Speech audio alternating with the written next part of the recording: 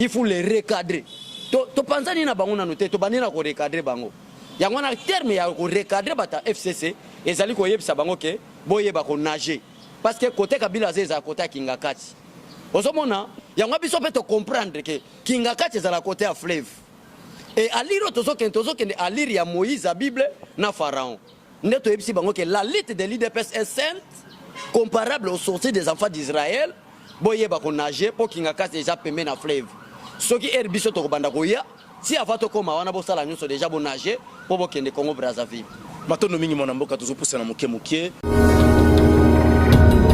Elonga mbote na bande nyonso balanda kabiso tozana journaliste moko pro otolingi to sola bino la situation politique vraiment naza malamu en bonne santé ka ndenge au rythme du pays ndenge fachazo memela mboka.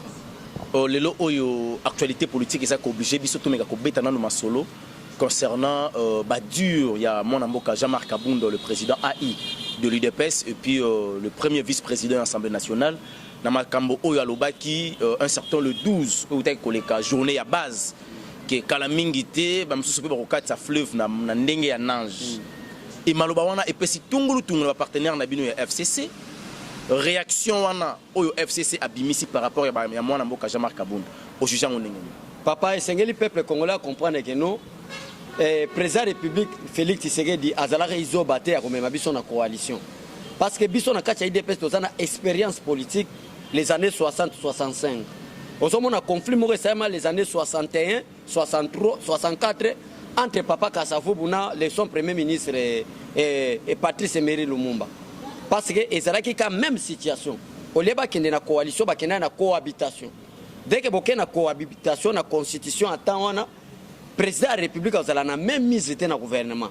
Et le Premier ministre, c'est parce que c'est lui le chef du gouvernement, se croit au-dessus du président de la République. Et le président de la République, parce qu'on appelle le garant de la nation, se croit au-dessus du Premier ministre. Alors, et pour ça que le président de la République a suspendu le Premier ministre peut abîmer c'est moi le chef du gouvernement. Nasa sous contrôle la président de la République, n'a suspendu le président de la République. Mon abisso, peuple moko le plus idiot dans le monde na série wana. Comment est-ce que un président suspend le premier ministre et le premier ministre maintenant à son tour suspendre son président de la République? Alors il y a une vie expérience politique IDPS azarango. Tout le monde a dit que indiscipline y a bata majorité au bazolo ba majorité au tobenga FCC. Ko kene bango na cohabitation, lokola bazo la politique il y a amour il y a peuple té. Mais bazo la politique il y a arrogance et kozala mabe. Façon à gérer bien discipliné bien et aux alato même bango na coalition en attendant tous la président Félix Tshisekedi a comme ça une année prochaine abiso ezaki bon bango soki bazaki ba professeur d'université balinga ba comprendre que politico IDPS aso même abiso ya coalition eza pona ko sakana na biso plus tard mais tozaki na pensée première ezalaki ya ko déstabiliser bango te pensée première ezalaki était tokende na coalition au nom de la paix. Et cette coalition a poussé au président de la République pour ne plus fouiner le passé au nom de la paix. Mais mon frère Elonga, totambolina bandeko, nzokande bazaba diabolo, bazaba sorcier, baleka vraiment makila batona botu. Va parvenir indiscipline à la personne du président de la République. Babandi indiscipline na peuple congolais. Alors qu'est-ce que nous devons faire? Il faut les recadrer. To panzani na bango na noté, to banina ko recadrer bango. Yango na terme ya ko recadrer bata FCC ezali ko yebisa bango ke boyeba ko nager parce que côté Kabila zeza côté Kingakati. Ozomona na expliquer au peuple congolais que la lutte de l'IDPS est comparable na sorti à bana Israël. Bana Israël tango bazo bima mon frère Pharaon akufaka te Elonga. Elonga pour ça que Pharaon ke ndeko kufa et razo qui intention ya ko poursuivre le peuple qui a été déjà libéré. Akenda ko kufa na mer rouge. Or que Pharaon so kayeba ka nage alinga daite. Yango biso peut comprendre que Kingakati est à la côté à fleuve. Et à lire à lire ya Moïse la Bible na Pharaon. Neto yebisi bango que la lutte de l'IDPS est sainte comparable aux sorties des enfants d'Israël. Boyeba ko nager pour Kingakati déjà pemé na fleuve. Ce qui est biso to banda koya si avant to koma wana bosala nyonso déjà bon nager pour bokende Congo Brazzaville. Matono mingi mona mboka tozo poussa na muke d'une manière institutionnelle.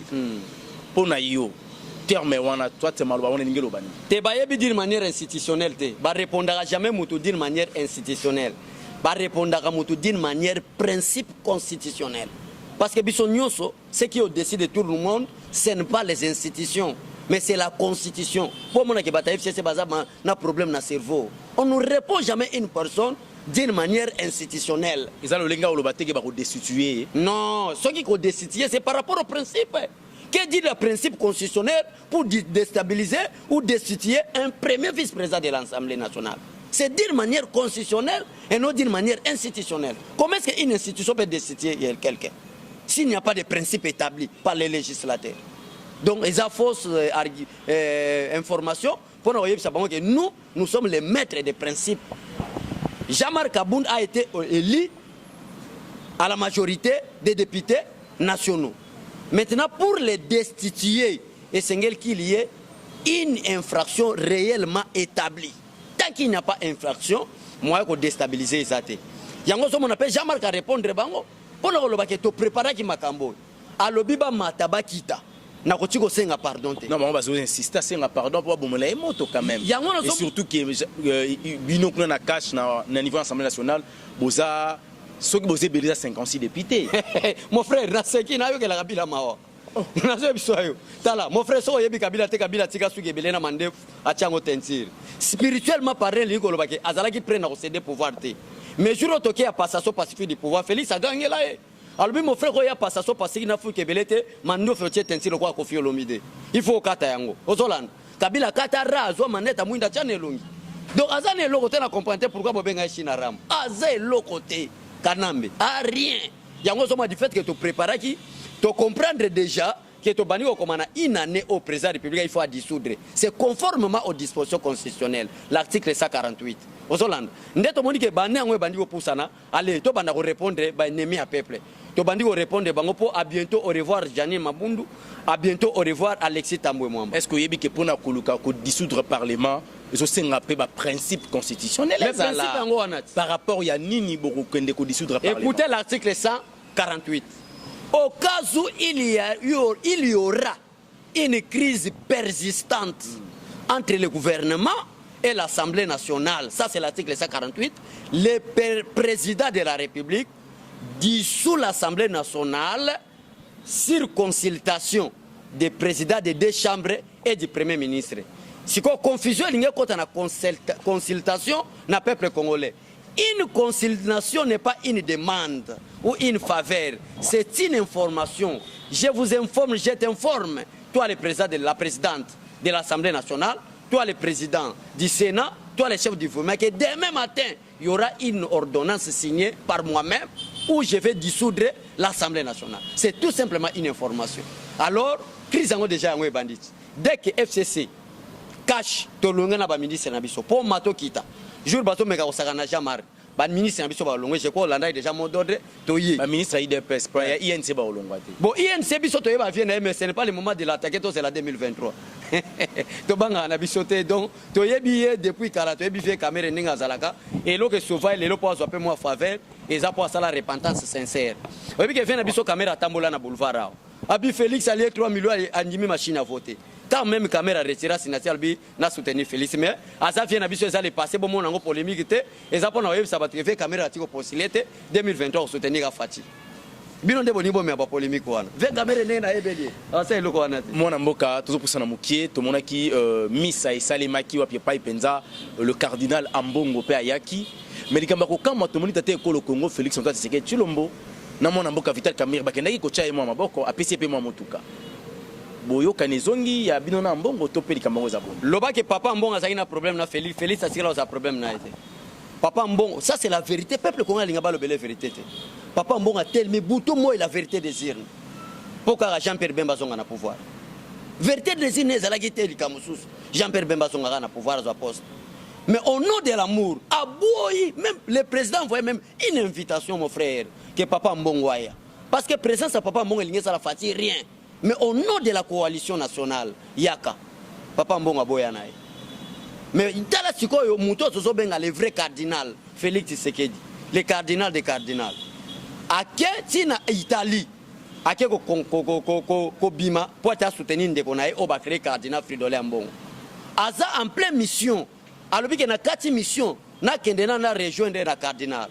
Or, ma commune ensemble, le 316, Jean 316, que gardien a aimé, il a donné son fils.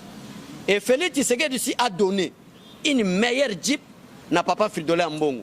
Ne papa Fridolin Mbongo a dit non. Vérité des îles, m'a aventure m'a dit. Il n'a qu'un seul chef de l'État, Félix Tshisekedi. Bravo, papa Fridolin Mbongo. On a cohésion nationale. Au monde il est là, polémique et s'il m'a dit Dieu peut comme Goduka, moi à la dynamique des dialogues national. Talaka mutabandina la muka. A quitté la dynamique de vérité des îles. C'est quoi créer dynamique de dialogue. C'est grave pour la République, mais nous allons battre Bangoka.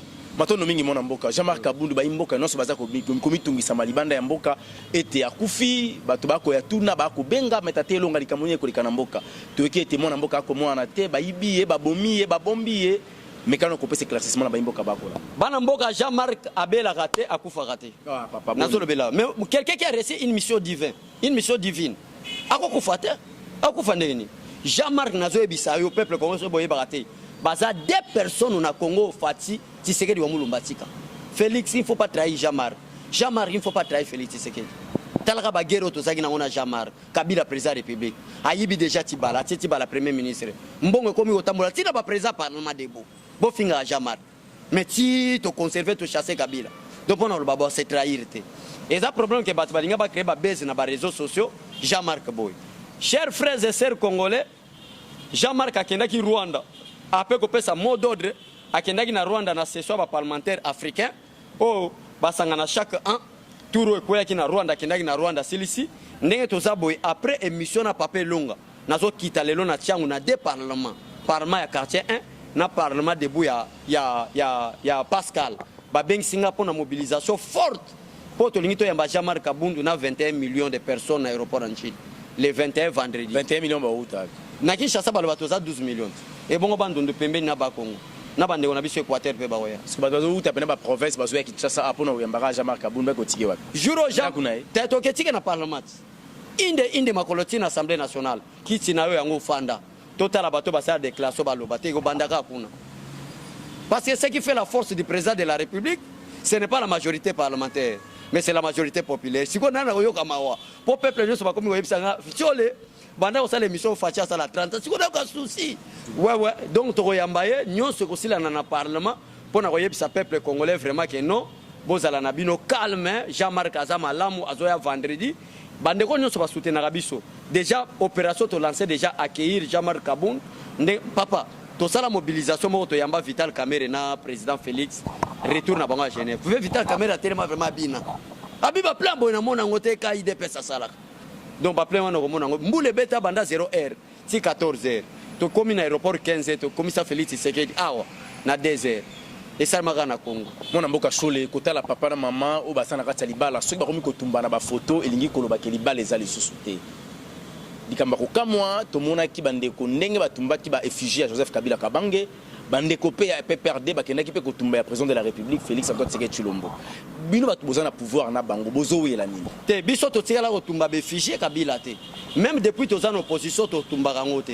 Parce que l'IDPS seul parti politique au Congo qui a un statut mon frère, un règlement d'ordre intérieur. So ko tangi statut na biso lito biso to pona na ministère intérieur ezaki non violent. Mais banani siko bakata ki befigie à Joseph Kabila au balbi qui retour à Joseph Kabila na scène politique. Bato bakata ki za bato ba yemba ke Rwandais zonga na mboka nayo. C'est le peuple congolais. Poso ki na lobi ke natanga ba komo na babe nani ba Kabila to fandi na mbula rambula tata na to yebiete. C'est le peuple congolais. Bangonde ba siliki bakati comment est-ce que muto to yebinda kuna bango na limité résidentiel papa ne komone Tshisekedi wa Mulumba maman ne komone maman Marthe Kassal azamuta province et à Kasai oriental territoire akabe ya Kamwanga village à Mupumpa. Toyebi ndenge botama comment c'est muto mo origine toyebi ta sakana ne peuple congolais bimana balabala batumba be vichy ezaki ba combattre IDPS mais par contre o salemina au Katanga en présence du gouverneur l'inspecteur provincial de la police le directeur provincial de l'ANR et de la DGM bazuba militaire balati bateni civil bolat ne pesa biso kanda on peut jamais blaguer avec le président Ibli parce que Kabila n'a jamais été élu papa Kabila n'a jamais été élu tel lelo Mova Sakani na aventure vient na biso Shadari azo parvenir ko bima pe na TV azolo bakeno, on a donné les pouvoirs. Non, le jour où Tshisekedi, monde entier va confirmer que c'est lui qui a été élu en 2011 était Etienne Tshisekedi wa Mulumba. Pourquoi les donner, les soi-disant les donner du pouvoir, va pas ça pouvoir wanate. Même dans l'accord à Saint-Sylvestre en 2016, c'est bien écrit. Le premier ministre qui a eu un rassemblement, c'est Félix Tshisekedi.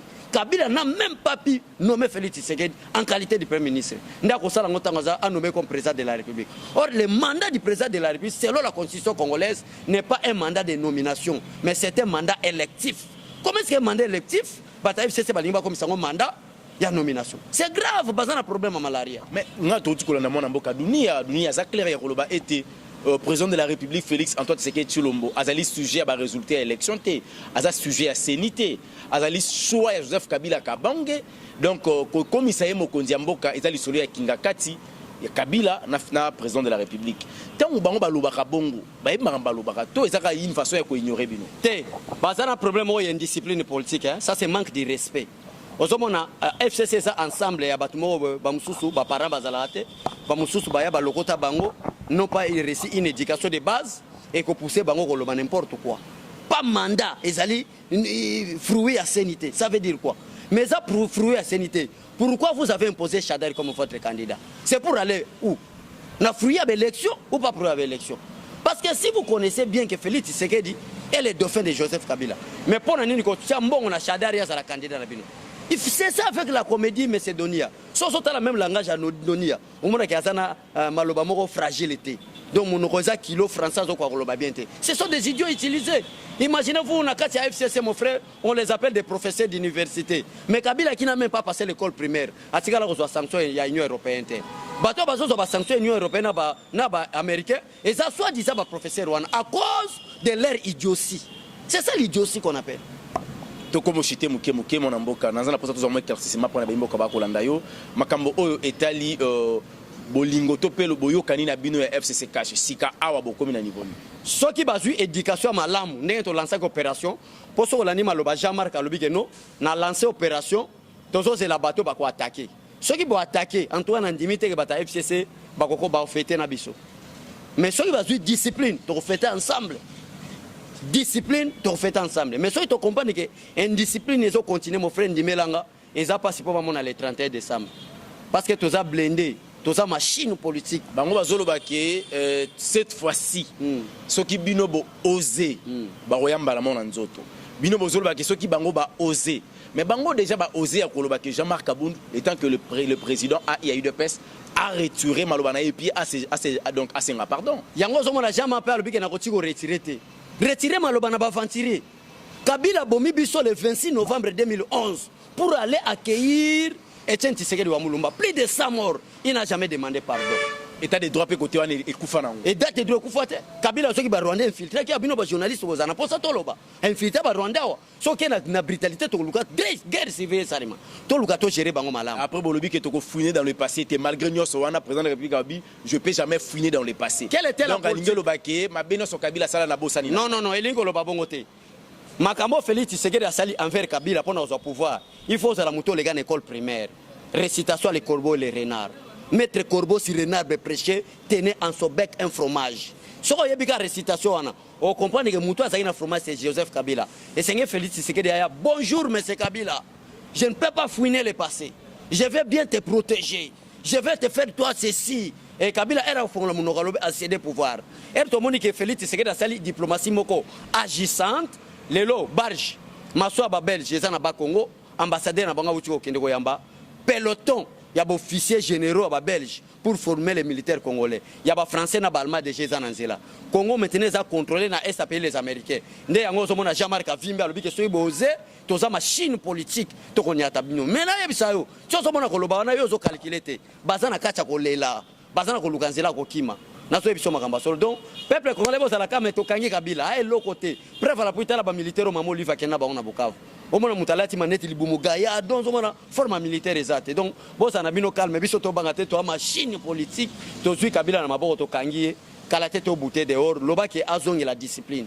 On est où avec l'histoire des 10 milliards ya budget en Mboka 10 milliards ouais to c'est la retour ya président na yoki ke kala te foi kota l'Assemblée nationale pour na ko sala ngo mais nyonso wana eza na cadre politique pour na yebisa IDPS ya machine politique to memi bango na 10 milliards to gérer bango alors to kosi bango to libike non to zelana comme 16 milliards to yebi gestion to sala mon frère 2020 ba serviteur de Dieu ba benga l'année du président qui vivra verra na Congo 2020 au moins na makambo eleka na mboko oyo matono mingi to comme na suka un dernier mot par rapport à l'émission. Merci vraiment bo s'abonner na yoka base ba makambo boy elonga abechole eza makambo ya bato bazana ba capacité intellectuelle pour comprendre ngo vraiment nous en dehors du Congo to ana mboka muso ofanda te yo peut-être toza chance au États-Unis Canada France biso à part Congo to enviera mboka muso te alors quiconque oserait parler du mal de Fati yekuta kolobate au mona biso vraiment jour wana on sentit que derrière Félix Tshisekedi il y a aussi des gens qui sont très indisciplinés mais on n'est pas indiscipliné mais to relate indiscipline na bino poto kokana to se répondre donc vous allez belé vendredi na tongo na aéroport to yamba Jean-Marc Kabunto qui tike na parlement total la sikoyo motion de défiance na obimanango donc vous allez vraiment poser et j'ai dit déjà le 21 voilà j'ai dit merci Jessica j'ai dit le 21 vraiment to zala na aéroport et belé ponga mo déjà 5 heures na zawana 5 heures du matin quand on a eu une gratuité qui est au bima plus de 12 millions yo mo za témoin ça la comparaison à marche il y a catholique comité laïque na o IDPS a soutenir Tchombela aussi bobongisi déjà na ambongo te to bongisi mais elingo lo bateke be ready passer to zipango ka mai to lo ba pour que avenir est à la meilleure donc au moins que biso ndeto za majorité populaire to za vraiment makasi mon frère nazo bisayo kanga dato na biso 2020 l'année du président Fati qui vivra verra. Matono mingi mona mboka to komina suka wana ezala ki balandi nyonso el brevier longa les bassins du savoir en deux tepsa kibino mingi na kati et ma passion télévision to kopesa bino ba image vraiment o ezali ya qualité pour na relaxer bino neni musa ezali ko salema ce qui vous c'est pas une émission to pesi merci mingi na nzambe et pourquoi pas ndeko nanga qui était derrière la caméra pour nous aider notre frère qu'on appelle la main électrique ndeko nanga Bob donc le journaliste pardon les caméramans le plus swag le plus sympa nzambe azongisa mingi to monani à la prochaine bye bye.